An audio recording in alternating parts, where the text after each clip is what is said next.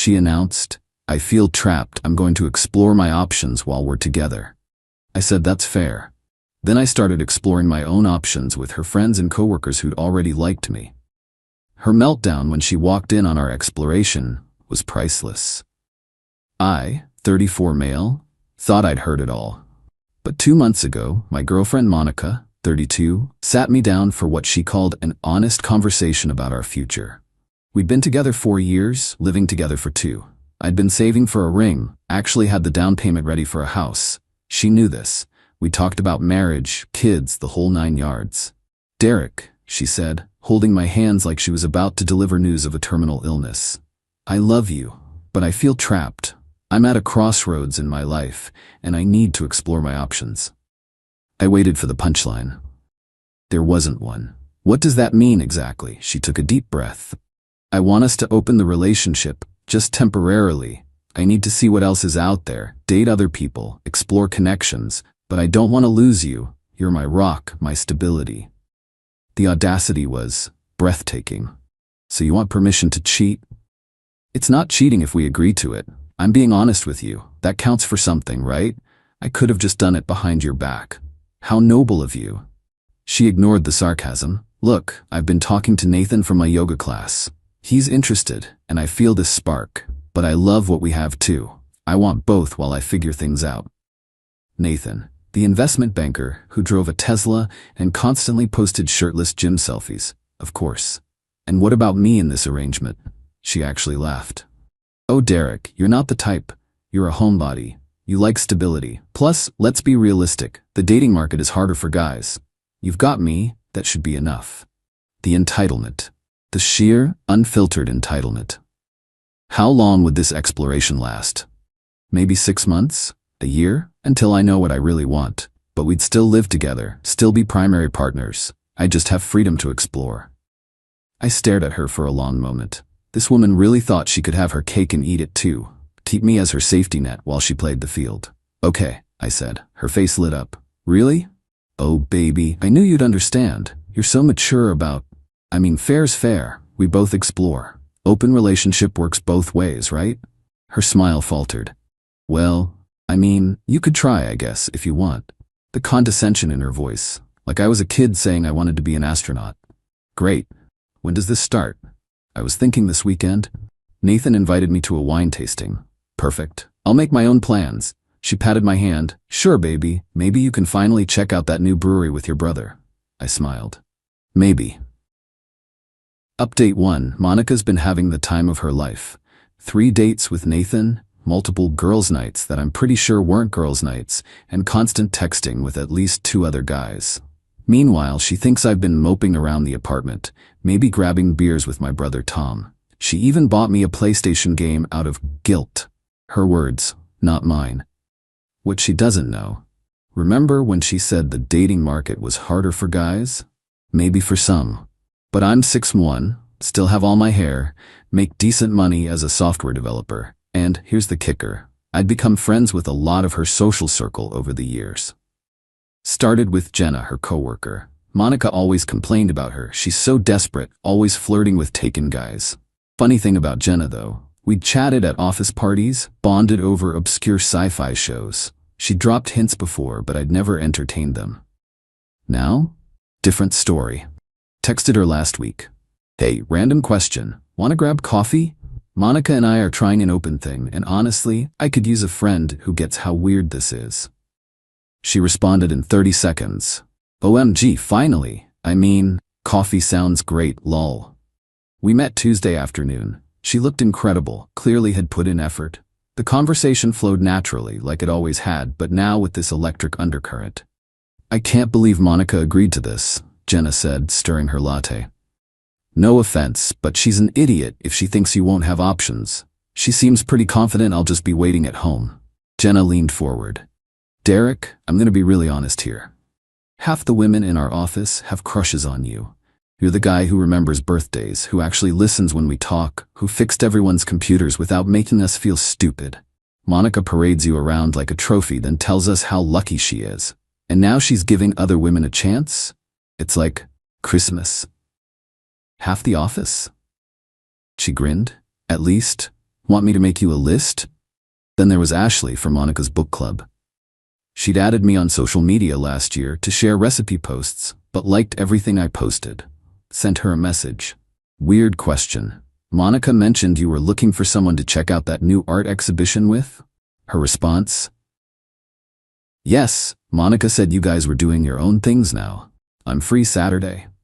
The exhibition was Saturday afternoon. We spent 3 hours walking through galleries, talking about everything from Baroque art to reality TV. She wore this sundress that, well, let's just say, Monica would have called it trying too hard. I always wondered, Ashley said over wine afterward, what Monica had that kept a guy like you so devoted. What do you mean? Derek, she complains about you constantly, says you're too nice, too predictable, too safe. Then in the same breath brags about how you cook her dinner and massage her feet. It's bizarre. She says I'm too safe?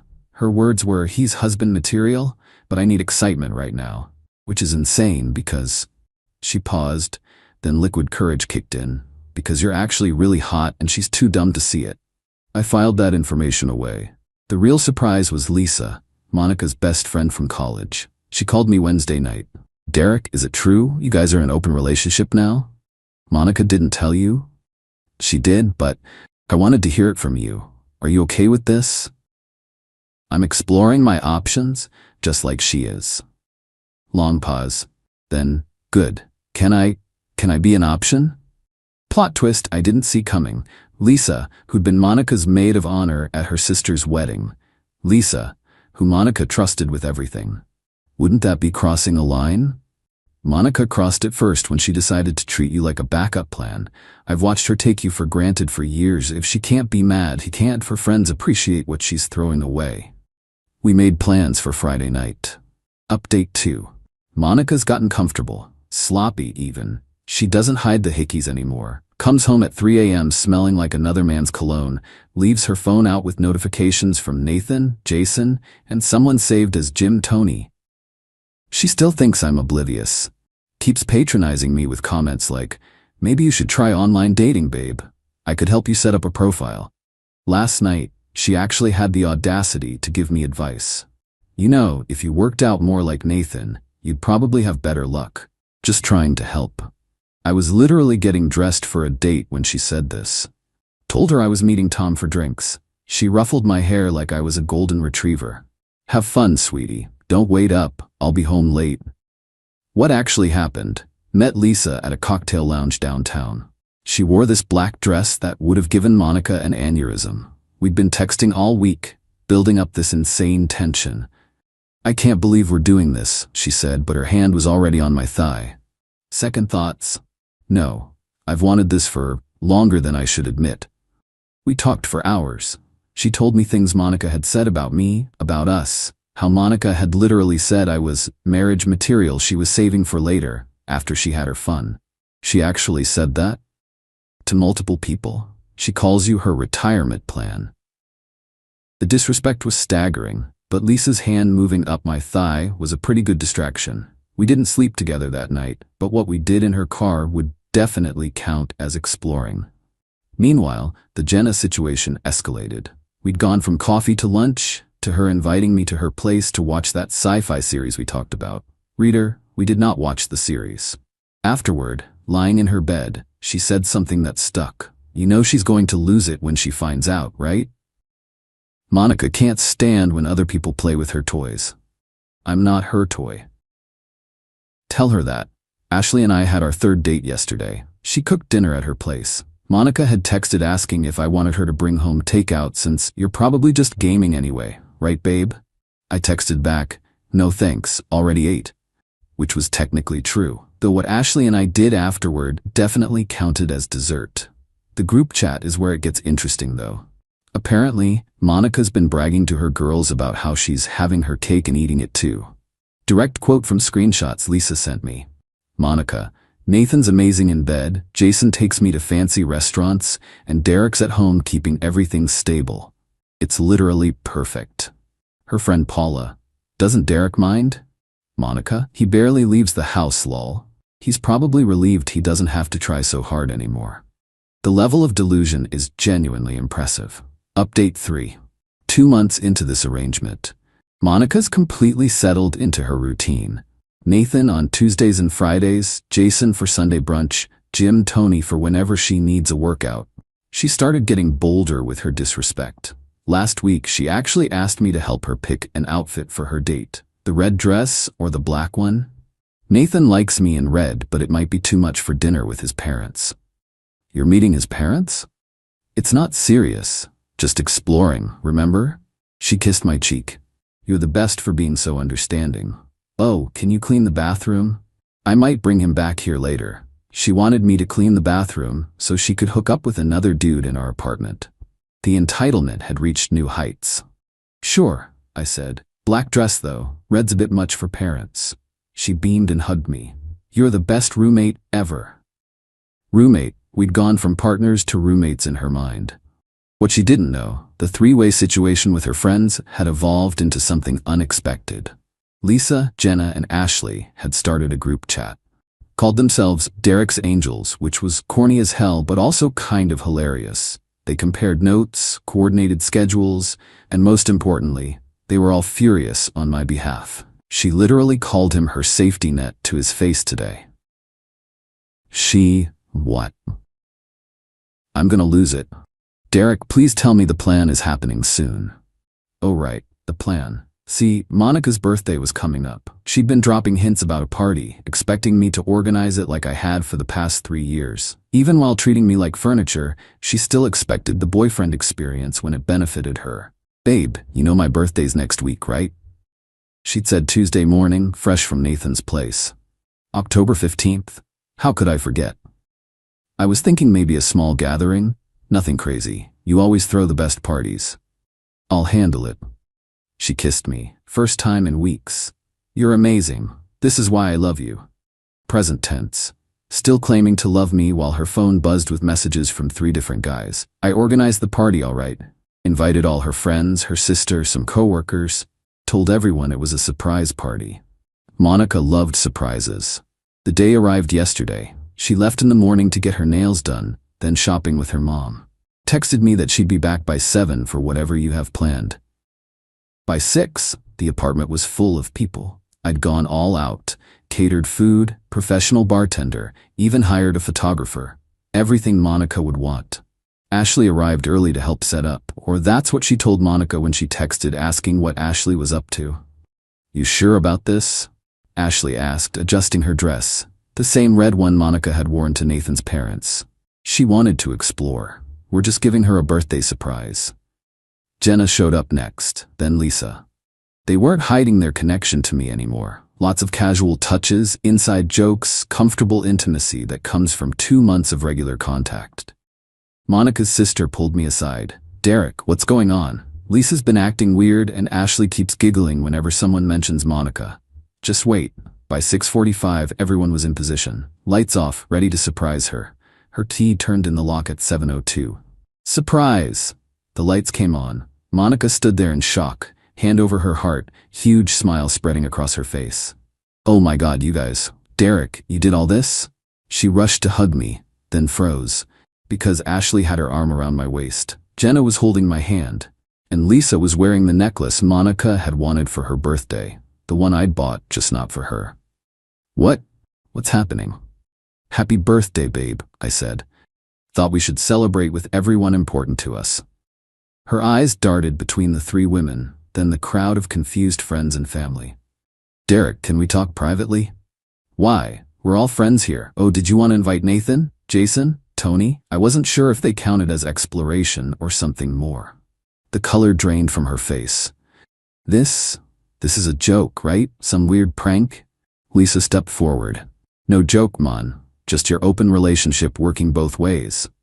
Lisa, you're supposed to be my best friend. And you're supposed to treat your boyfriend with respect, not like a retirement plan. Monica's jaw dropped. She'd said that in confidence to Lisa, never imagining it would get back to me. The room was dead silent, everyone staring. The photographer, God bless him, kept taking pictures.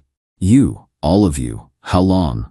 About as long as you've been exploring Nathan, Jenna said sweetly. Difference is, we actually appreciate what we have. Monica's sister gasped. Monica, you said you and Derek were solid. We are. Derek's just trying to hurt me. Hurt you? I laughed. Monica, you literally asked me to clean the bathroom so you could bang another dude in our apartment. You called me your safety net, your roommate. You said I was too boring to have options. That's not. You're twisting things. Ashley pulled out her phone. Want me to read the texts where you called him marriage material you're saving for later? Or the ones where you said he's too safe to leave you anyway? The entire room was staring at Monica now. Her mom looked horrified. Her sister was shaking her head. Her coworkers were whispering. Then the door opened. Nathan walked in with roses. Babe, got your text about the party. He stopped, seeing the crowd, then saw me with 3 women.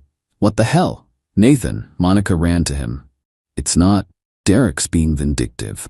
Nathan looked around the room, processing. Wait, this is Derek? Your boring boyfriend who never leaves the house? I raised my beer. That's me, the homebody with no options. Nathan looked at Lisa, Jenna, and Ashley. Back at me, then at Monica. You said he was okay with our thing? He is. He's just being petty. Petty? Lisa laughed. Monica, you've been treating him like a doormat for months. He just decided to use the same door you opened. Final update. The party devolved pretty quickly after that. Nathan left immediately. Apparently he thought he was special, not one of 3. Monica tried to salvage things, playing victim, but the screenshots were already circulating. Her own texts calling me safe and boring, talking about keeping me as a backup. Her mom pulled her aside for what looked like the lecture of a lifetime. Her sister just kept shaking her head. Most of the guests left within 20 minutes, but not before wishing me well. The photographer sent me the photos later. Monica's face journey was genuinely artistic. After everyone left except my 3 dates, Monica lost it. You planned this. You've been sleeping with my friends. You've been sleeping with half of downtown. What's the difference? The difference is, you're doing this to hurt me. No, Monica. I'm doing this because you told me to explore my options. Turns out my options were better than you thought. She turned on the women. You're all snakes, pretending to be my friends. Lisa stood up. We were your friends, until we watched you disrespect and humiliate someone who loved you. You know what you told me last week? That Derek was so whipped, you could probably bring Nathan home and he'd make breakfast for both of you. That was a joke. Was it? Because you literally asked him to clean the bathroom for your hookup. Monica started crying. Real tears this time, not manipulation tears. Derek, please, we can fix this. I'll stop seeing them. We can be monogamous again. Why would I want that? I'm having the time of my life, exploring just like you wanted. This isn't what I wanted. No? You wanted to have your fun while I waited at home like a good boy. Sorry, Mon. That's not who I am. She looked at the 3 women.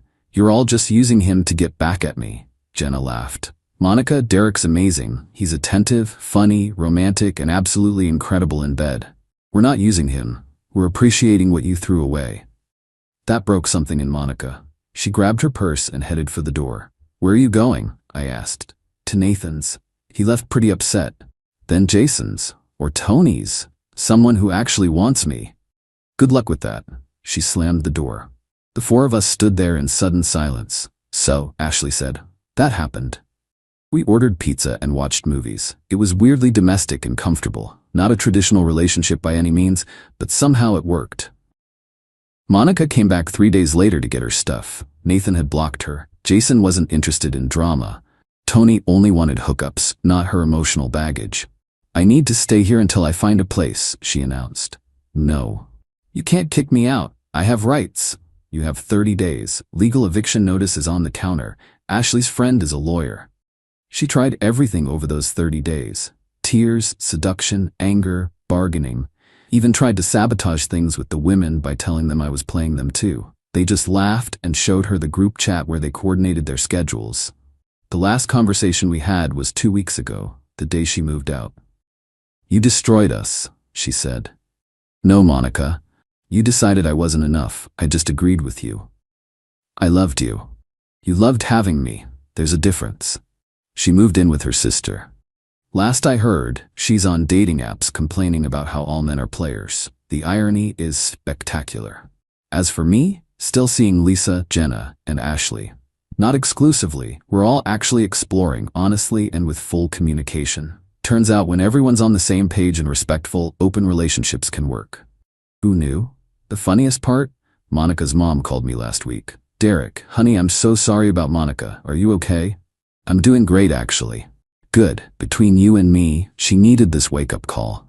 She's been entitled her whole life. Maybe now she'll learn to appreciate what she has instead of always wanting more. Maybe. Also, Lisa told me you're all together? How does that work? Honestly, better than my last relationship, she laughed. Fair enough. You take care, Derek, and tell Lisa to call me. So that's my story. Monica wanted to explore options while keeping me as her safety net. Instead, she learned that nets can be cut, and sometimes the person you think has no options is just choosing not to use them. The birthday party photos are framed in my apartment now. The one of her face when she realized what was happening? Priceless. Literally.